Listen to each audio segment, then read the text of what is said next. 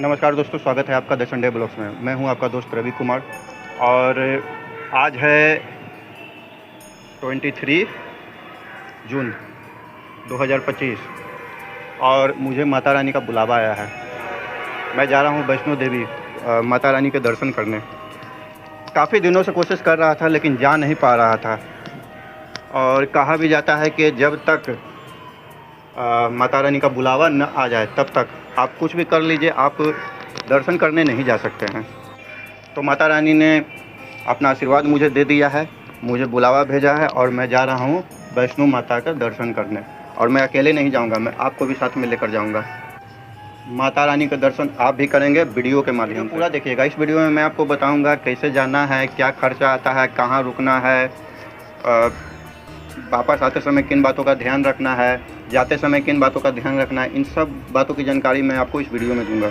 इसके अलावा मैं आपको बताऊंगा कि वहाँ घूमने की और कौन कौन सी जगह है। तो चलिए शुरू करते हैं। ट्रेन में ले जाने के लिए कुछ अच्छी चीज़ें बन रही है।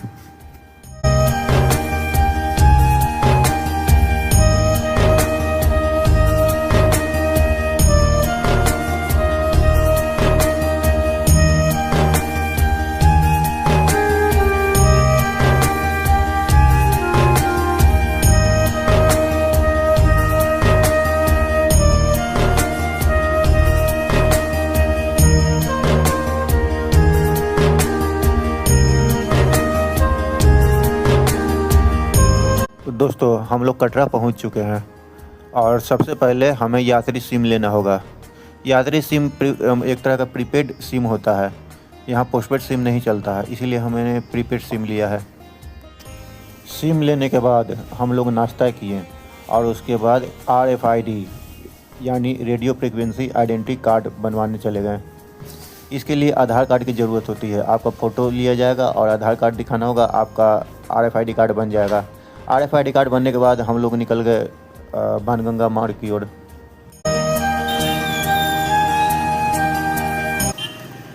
ये त्रिकुटा पर्वत है जहां हमें जाना है। हम और अविनाश पैदल ही बाणगंगा मार्ग की ओर चल पड़े।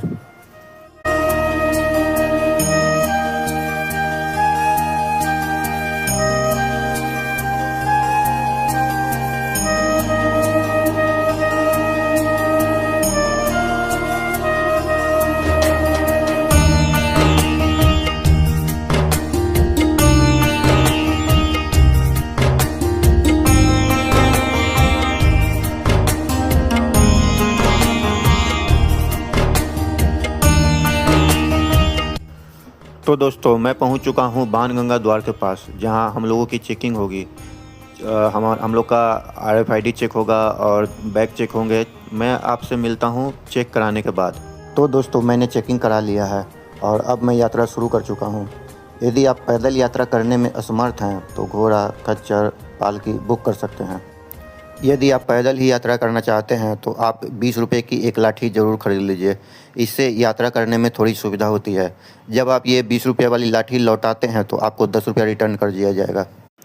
यहाँ टी सीरीज के सामने गुलशन कुमार का लंगर है, जहाँ आप प्रसाद ग्रहण करके आगे यात्रा कर सकते हैं।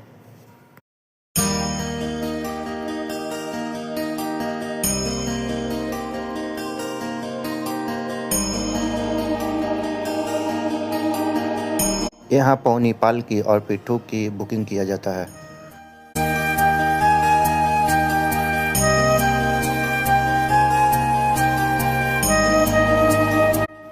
दोस्तों, मैं पहुँच चुका हूँ यात्रा के पहले पड़ाव पर, यानी बाणगंगा।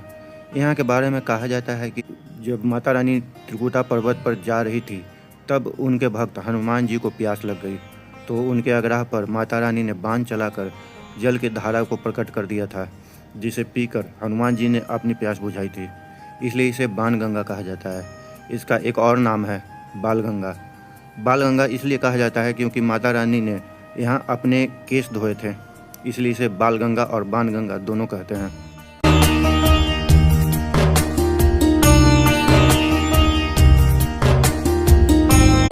कहा जाता है कि एक गांव में श्रीधर नाम का व्यक्ति रहता था, जो माँ वैष्णो देवी का परम भक्त था। इनकी कोई औलाद नहीं थी, इसलिए वह काफ़ी दुखी रहते थे। एक बार उन्होंने नवरात्रि पूजन के लिए कुंवारी कन्याओं को बुलाकर पूजा करवाया। माता रानी कन्या वेश में आकर उन्हीं के बीच में बैठ गई। जब पूजा समाप्त हुई तो सभी कन्याएं चली गई, पर माँ वैष्णो देवी वहीं रही और श्रीधर को घर पर भंडारे का निमंत्रण देने को कही। माता रानी की बात मानकर श्रीधर ने पूरे गांव में भंडारे का निमंत्रण भिजवा दिया। श्रीधर ने गुरु गोरखनाथ और उनके शिष्य भैरवनाथ को भी निमंत्रण दिया था। निमंत्रण के दिन कन्या रूपी माँ वैष्णो देवी ने सभी को प्रसाद परोसना शुरू किया। जब माँ वैष्णो देवी भैरवनाथ के पास गई तो वहाँ मांस और मदिरा मांगने लगा।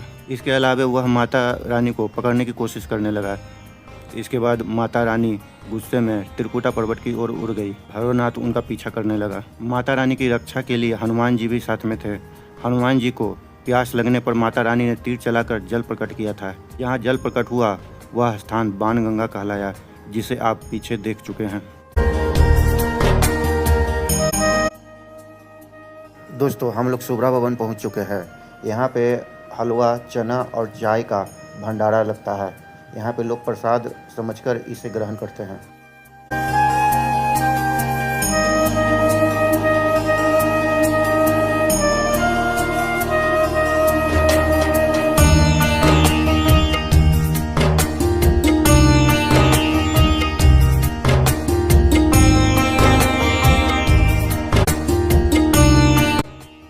हर रास्ता आराम करते हुए और लिक्विड पीते हुए चलना चाहिए ताकि आप हाइड्रेट रहें।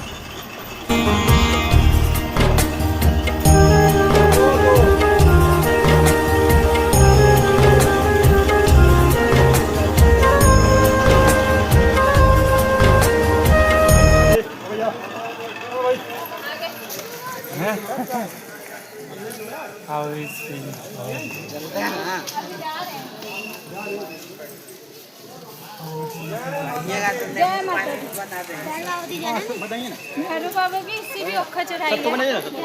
ज़्यादा दूर 8 किलोमीटर।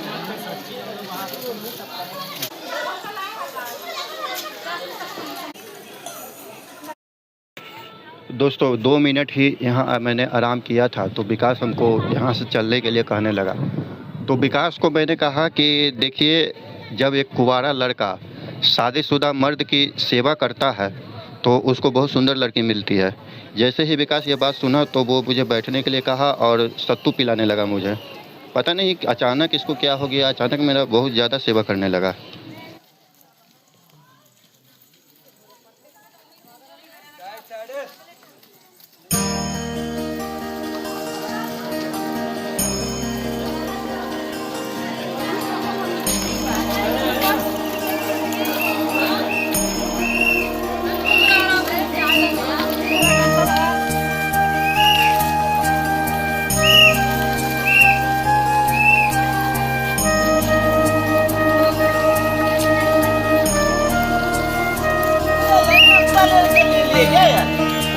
अलग रास्ता ले लियो क्या?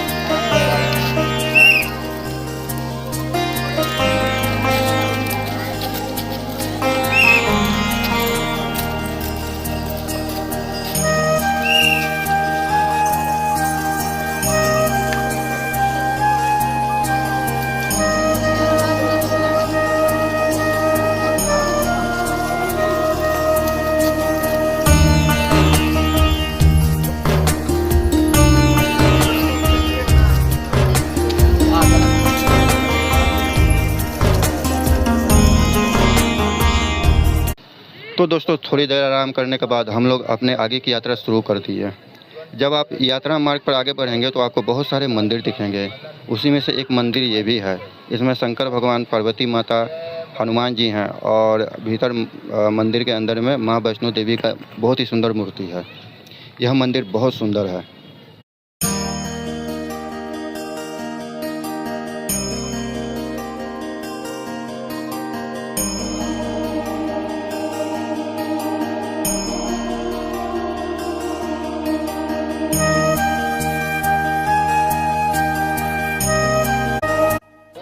चलते चलते बहुत थकावट हो गई थी तो मैंने अपने पैरों का मसाज कराया।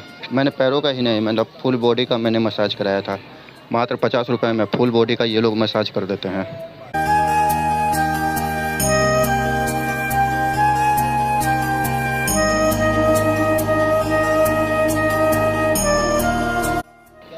लगभग 1.5 किलोमीटर आगे आने पर हम पहुंच जाते हैं चरण पादुका मंदिर के पास।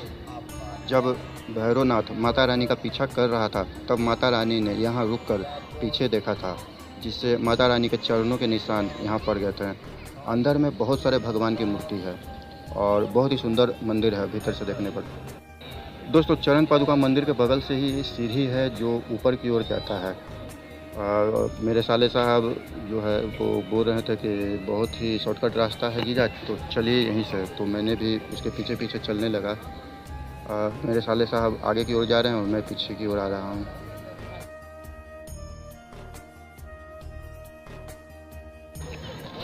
सीढ़ियों पर चढ़ने का मेरा फैसला बहुत गलत था। बहुत थक चुका हूँ। अभी थोड़ी देर पहले ही मसाज कराया था और फिर से पैर में दर्द हो गया। आप जब भी वैष्णो माता आइए तो सीढ़ियों से मत चढ़िए, बल्कि रास्ते से ही ऊपर चढ़िए।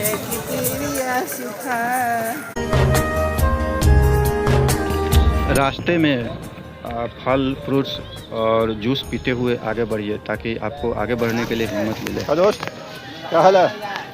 हाँ, क्या हाल है?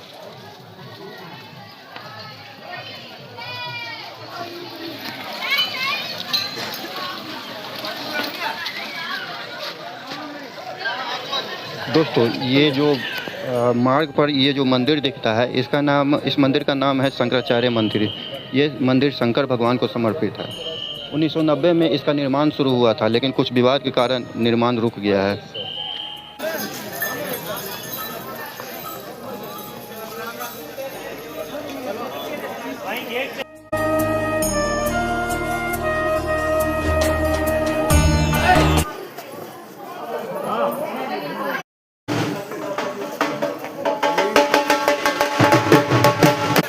सीढ़ी से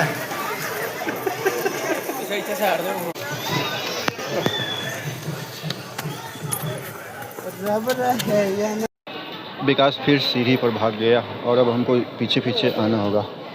सीढ़ी पर चढ़ना मेरे लिए बहुत मुश्किल है, ये समझता ही नहीं है। आप सीढ़ी पर इतना क्यों चढ़ते हैं? सीढ़ी से आए हैं? क्योंकि मैं जिम करता हूँ। और क्या फ़ायदा है सीढ़ी पर चढ़ कर आने से? हाइट लॉस होता है। हमको क्या फ़ायदा है? आप जवान लड़का है, जिम जाते हैं, सीढ़ी पर चढ़ रही है। हमको आपको भी फायदा है। क्या फ़ायदा है? आपका पेट अंदर होगा। सिग्मा रोज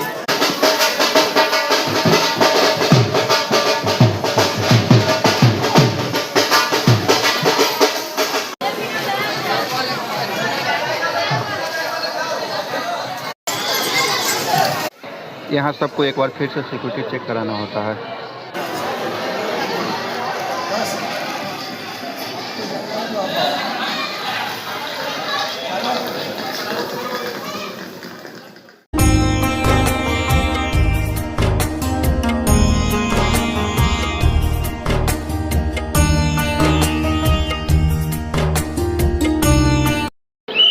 ओह, एक बार फिर से सीढ़ी।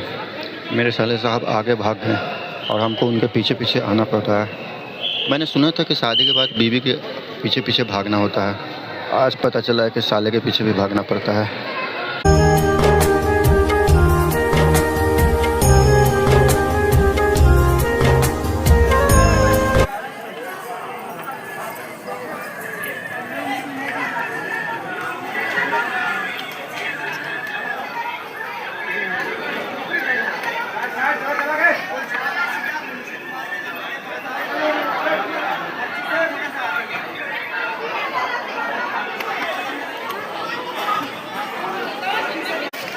क्या चीज़?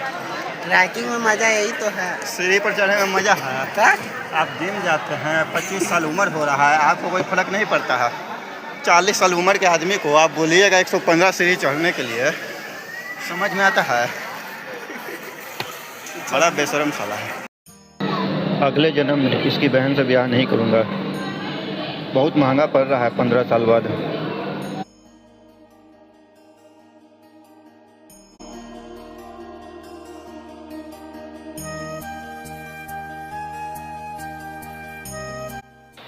दोस्तों, जब भैरवनाथ माता रानी का पीछा कर रहा था तब माता रानी एक गुफा में चली गई थी। यहाँ रहकर उन्होंने 9 महीने तक तपस्या किया था। इस गुफा को गर्भजून गुफा कहते हैं। और यह गर्भजून गुफा अर्धकुंवारी में है, जिसे आप अभी देख रहे हैं। गर्भजून गुफा को देखने के लिए नंबर लगाना पड़ता है और यह नंबर 6 घंटे से लेकर 48 घंटे में आता है। भैरवनाथ माता रानी का पीछा करते हुए यहाँ भी पहुँच गया था, तब माता रानी यहाँ से चली गई थी। दोस्तों, मैंने यहाँ नंबर लगा दिया है, लेकिन मेरा नंबर परसों आएगा, देखते हैं।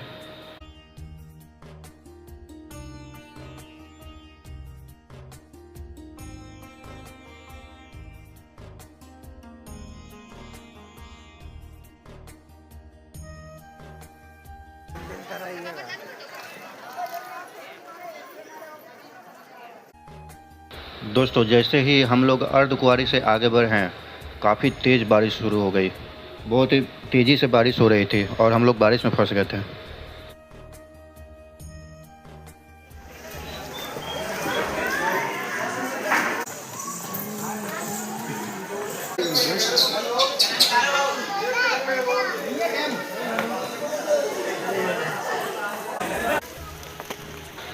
फिर से सीढ़ी, वो भी इतनी बारिश में। पता नहीं सीढ़ी से इसे क्या लगाव है। उफ।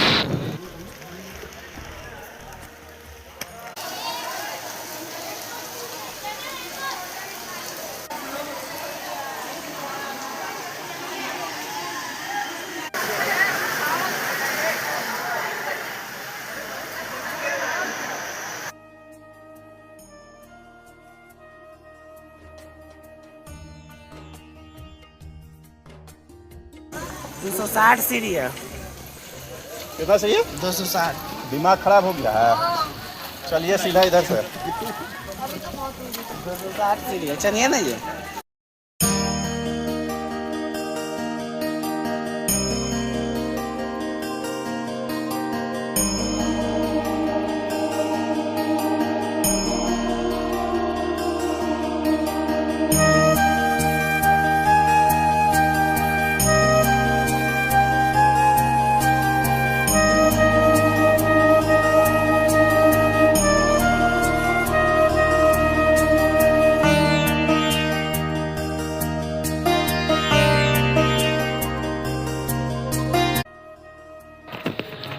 ये देखिए, अभी 7:30 बज रहा है और अभी भी अंधेरा यहाँ नहीं हुआ है। यहाँ शायद देर से अंधेरा होता है क्योंकि हम लोग बहुत ऊंचाई पर हैं। और अब आपको मैं दिखाता हूँ स्वर्ग। यहाँ से माता रानी के भवन से स्वर्ग दिखता है, देखिए।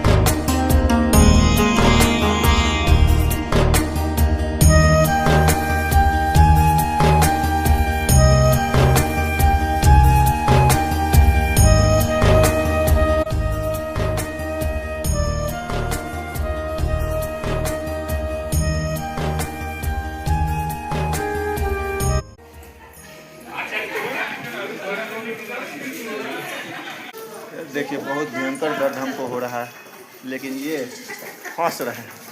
बताइए, ऐसा आदमी होता है? ऐसा आदमी होता है? बहुत जोर से दर्द हो रहा है। लड़की निकल करते तो क्या करें? दर्द नहीं होता है?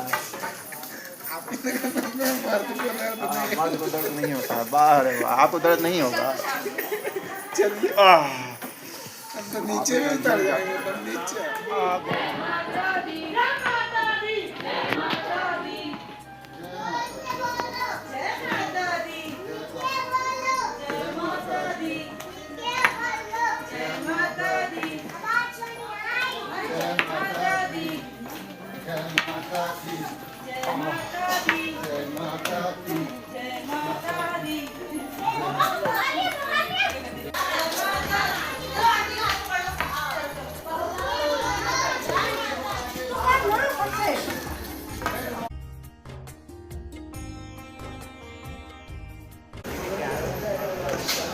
देखिए मेरे साले साहब हमको छोड़कर चले गए।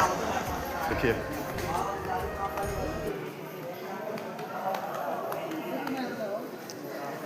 बड़ा बदमाश साला है। मेरा ही साला ऐसा है या सबका साला ऐसा रहा है? कमेंट में ज़रूर बताइए। यहाँ स्नान किया जाता है। मैं यहाँ आया हूँ स्नान करने के लिए। स्नान करने के बाद माता रानी का दर्शन करने जाऊँगा। फ़िलहाल आप ये दर्शन कीजिए जो मैं आपको दर्शन करा रहा हूँ।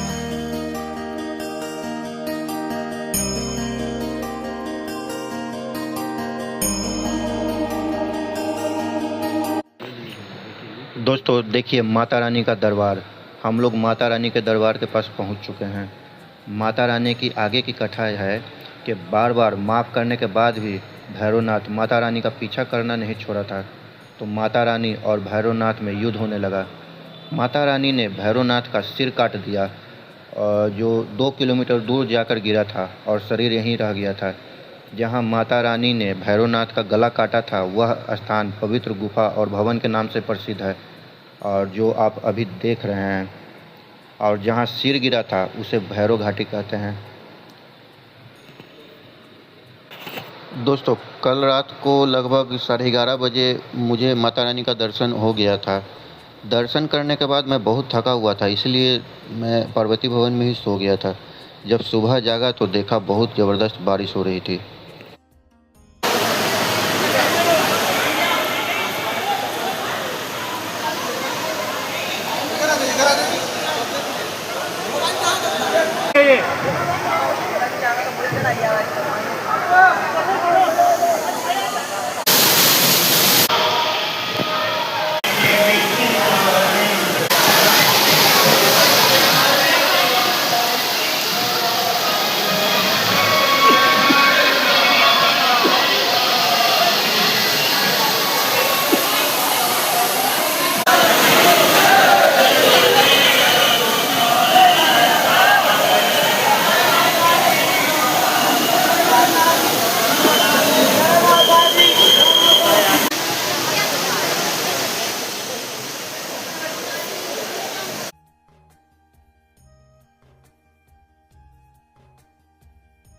दोस्तों जब माता रानी ने भैरवनाथ का वध किया था तो भैरवनाथ का गला जो सिर है वो कट कर 2 किलोमीटर दूर गिरा था, जिसे भैरव घाटी कहते हैं। मरते समय भैरवनाथ को अपनी गलती का एहसास हो गया था। उसने माता रानी से क्षमा मांगी। माता रानी जानती थी कि भैरवनाथ को मोक्ष चाहिए था, इसलिए उसने माता रानी पर हमला किया था। माता रानी वरदान देते हुए कहा था कि जो भी भक्त मेरे दर्शन करने के बाद भैरवनाथ का दर्शन करेगा तभी यात्रा पूरी मानी जाएगी। मतलब माता रानी के दर्शन के बाद भैरव बाबा का भी दर्शन करना बहुत ज़रूरी है। इसीलिए मैं जा रहा हूँ भैरव बाबा का दर्शन करने।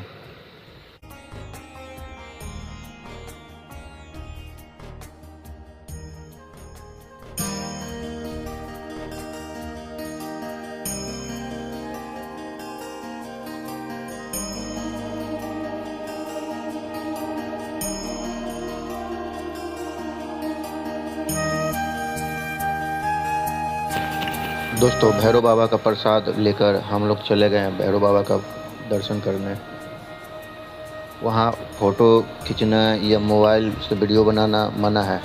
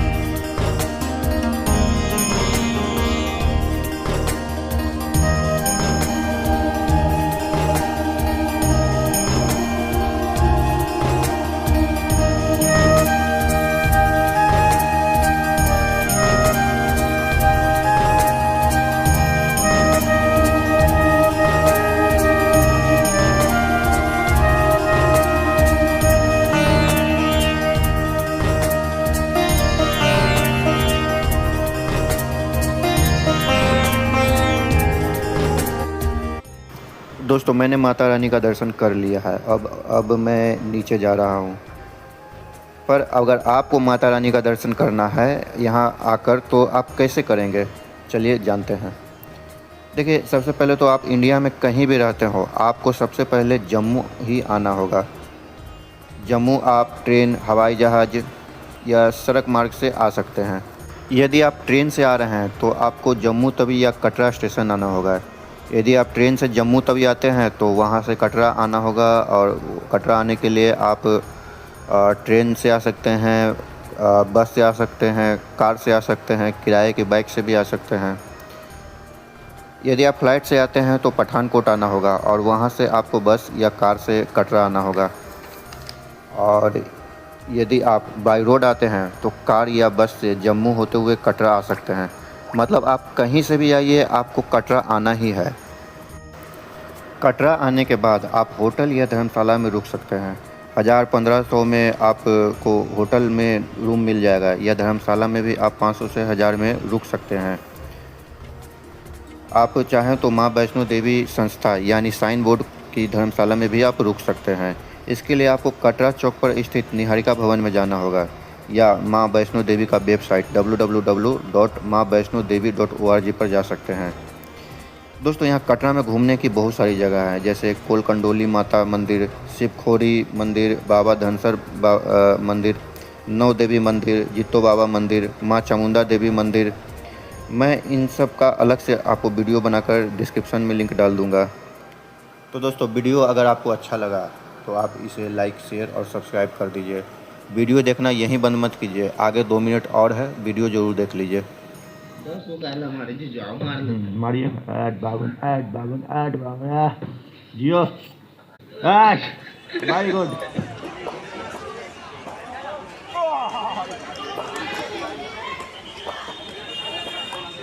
जानते हैं क्या चीज होता है? 10 चैनल होगा ना तो उतार देंगे।